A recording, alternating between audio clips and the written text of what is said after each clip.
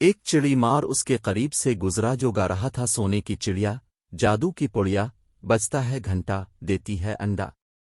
بچوں، نیشاپور ایران کا قدیم شہر ہے جو خراساں کے صوبے کا صدر مقام تھا۔ وہاں ایک سوداگر تھا جو خود کو نہایت عقل مند سمجھتا تھا۔ وہ شہر شہر گھوم کر اپنا تمام مال تجارت فروخت کر دیتا تھا۔ اسے جب کاروبار میں نفع ہونے لگا تو دوسروں کے مقابلے میں کامیاب انسان سمجھتے ہوئے اس نے خود کو عاقل کہلوانا شروع کر دیا اور لوگ اسے اسی نام سے جاننے لگے۔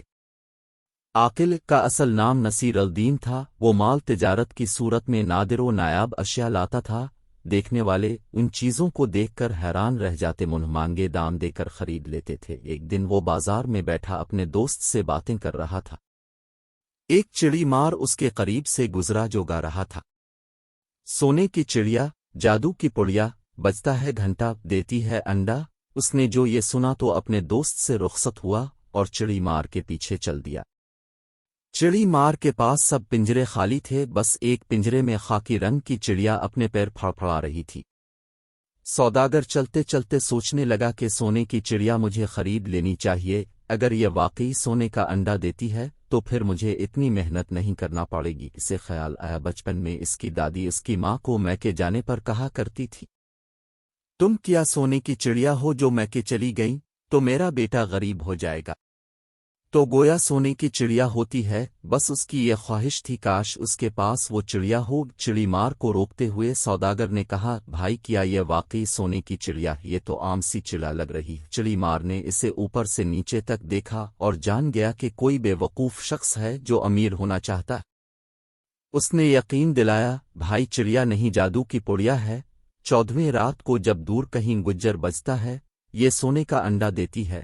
اس چڑیا نے مجھے امیر کر دیا۔ میرے گھر میں اب تک 10 انڈے دے چکی ہے۔ میرے مکچلو وہاں میرے بڑے شاہانہ ٹھاٹ باٹ ہے۔ میں اسے نہیں بیچتا مگر یہ اپنے مالک کو صرف 10 انڈے دیتی ہے۔ اس کے بعد اگر کوئی اسے خرید لے پھر اس کے پاس مزید 10 انڈے دوسرے مالک کو دے گی۔ چڑی مار کی باتوں کو سچ سمجھ کر سوداگر نے وہ چڑیا خرید لی اور اپنا سب کچھ چڑی مار کو بیچ دیا۔ چڑی مار اگلے روز بازار میں پھر کسی کو نظر نہ آئے۔ سارا مال و دولت، گھر بار ایک چڑیا کے عوض چڑی مار کو فروخت کر کے سوداگر چڑیا کے پنجرے کے ساتھ ایک جھونپڑی میں رہنے لگا۔